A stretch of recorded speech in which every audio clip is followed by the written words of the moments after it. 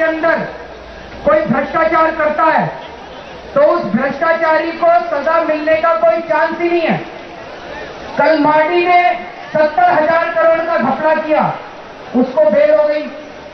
राजा ने और कनिमोई ने 2 लाख करोड़ रुपए का नुकसान पहुंचाया, उनको बेल हो गई। इस देश में सब भ्रष्टाचारियों को बेल होती है, जेल किसी को नहीं होती है। लेकिन सरकार को ये दोनों बातें मंजूर नहीं है। 1 साल हो गया इनके साथ झक मारते मारते इन्होंने धोखे पे धोखा दिया। ऐसा नहीं कि केवल कांग्रेस इस कानून के खिलाफ है, सारी पार्टियां मिली हुई हैं। कोई पार्टी भ्रष्टाचार के खिलाफ कानून पास करना नहीं चाहती। सारी पार्टियों ने जब जिसको मौका मिला उसी पार्टी ने इस देश को लूट लिया, जिस नेता को मौका मिला उसी ने देश को लूट लिया। तो सुषमा स्वराज जी ने कहा कि सीबीआई को स्वतंत्र करो, सरकार से स्वतंत्र करो। हम भी चाहते हैं सीबीआई को स्वतंत्र करो, लेकिन सुषमा स्वराज जी की मंशा खराब थी। संसद के अंदर जब संशोधन प्रस्ताव रखने की बात आई तो बीजेपी के संशोधन प्रस्ताव के अंदर सीबीआई को स्वतंत्र करने की बात लिखी नहीं हुई थी।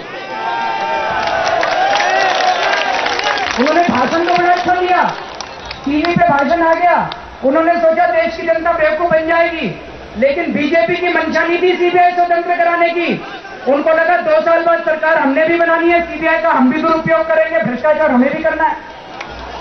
लेकिन उनको यह नहीं पता था कि ये टीम अन्ना वाले लोकसभा में जाके उनके संशोधन प्रस्ताव निकला के जनता के बीच में बीजेपी की पोल खोल देंगे। अब वो अंडरवेयर बनाने वाली कंपनी ने 100 रुपए में मनमोहन सिंह जी से कोयला लिया और 2000 में बेच दिया। सारा प्रॉफिट तो वो कंपनी ले गई, जनता को तो महंगी की महंगी बिजली मिली। तो जब हमने ये बात उठाई तो मनमोहन सिंह जी ने कहा कि एक भी आरोप मेरे खिलाफ साबित हो गया तो मैं राजनीति से संन्यास ले लूंगा। पढ़ा था आप लोगों ने? हमने कहा कि अगर आरोप साबित हो गए तो फिर तो तिहाड़ जाना पड़ेगा, हरिद्वार जाके संन्यास थोड़ी लोगे।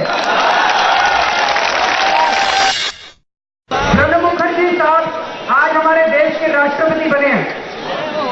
अगर लोकपाल बिल होता तो प्रणब मुखर्जी साहब कभी देश के राष्ट्रपति नहीं बन सकते थे, क्योंकि उनके खिलाफ लोकपाल में जांच शुरू हो गई उसकी भ्रष्टाचार के खिलाफ। घाना की सरकार ने भारत की सरकार को 7 पेज की चिट्ठी लिखी। उस चिट्ठी में घाना की सरकार ने लिखा भारत को कि भारत की सरकार अपने विदेश मंत्री और वाणिज्य मंत्री की जांच कराए। उस टाइम विदेश मंत्री कौन था?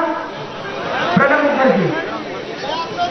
घाना जैसे छोटे से देश की हिम्मत कि भारत की सरकार को लिखे कि आप अपने विदेश मंत्री की जांच कराइए। क्या इज्जत रह गई दुनिया के अंदर भारत की? मुझे लगता है आजादी के बाद ये पहला वाक्य होगा कि किसी और देश की सरकार ने भारत की सरकार को लिखा है कि आप अपने इस मंत्री की जांच कराइए।